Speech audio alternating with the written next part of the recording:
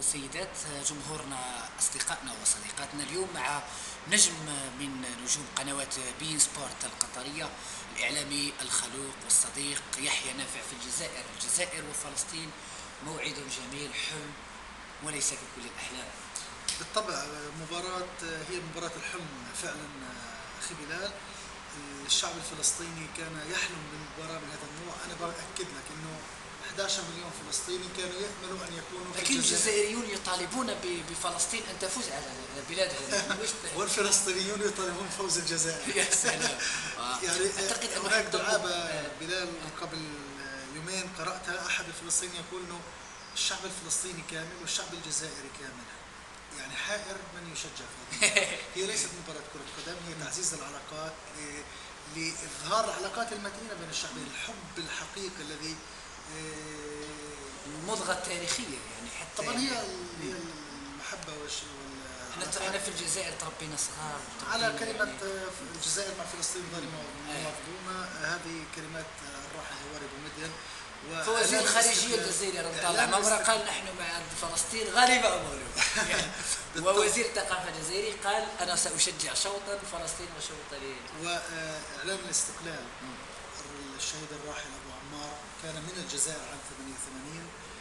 الآن أعلام الجزائر خلال المواجهات مع العدو الصهيوني الشباب يحملها أمام الحواجز الإسرائيلية دائما. أحد الشهداء يعني كتب في وصيته أن يلف بالعلم الجزائري، وهذا وفلسطين تأهلت إلى كأس آسيا، وأنت كنت في أستراليا يعني. بالطبع، والعلم الجزائري كان حاضر دائما في المباريات، وحتى في رام الله عندما لعبت مع الإمارات فلسطين كان العلم الجزائري، وحتى المعلق وحتى الجزائريون في الفيسبوك يعني دائما يتضامنون. هناك بصراحة صحفيين وإعلاميين يسألون عن سر هذه العلاقة، لماذا ليست مثلا دولة أخرى غير الجزائر في فلسطين؟ يعني يحيى نافع، فلسطين تحت الحرب وتلعب كرة القدم وتغني للسلام وتكتب شعر، ما هذا يعني؟ هذه طبيعة الفلسطيني. يا سلام. الفلسطيني دائما يعني متفائل رغم كل الظروف، يخرج لغة يعني لغة من تراب الأرض يعني. يخرج من تحت الركام يبحث عن الأمل، يبحث عن الحرية، يبحث عن الاستقلال. تعتقد أنه هناك رسالة تقول بأنه فلسطين هي ليست فقط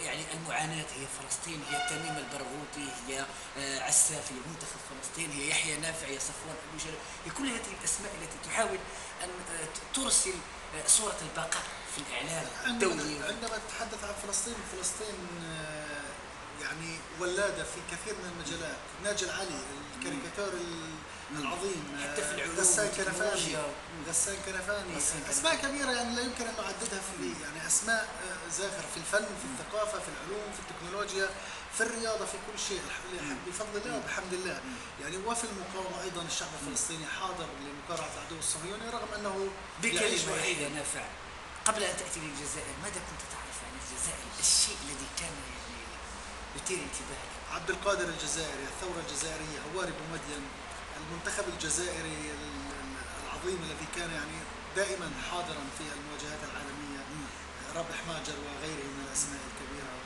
فهذه هي الجزائر. الشعب فلسطين الشهداء في البرازيل في ريو دي جانيرو كيف يعني؟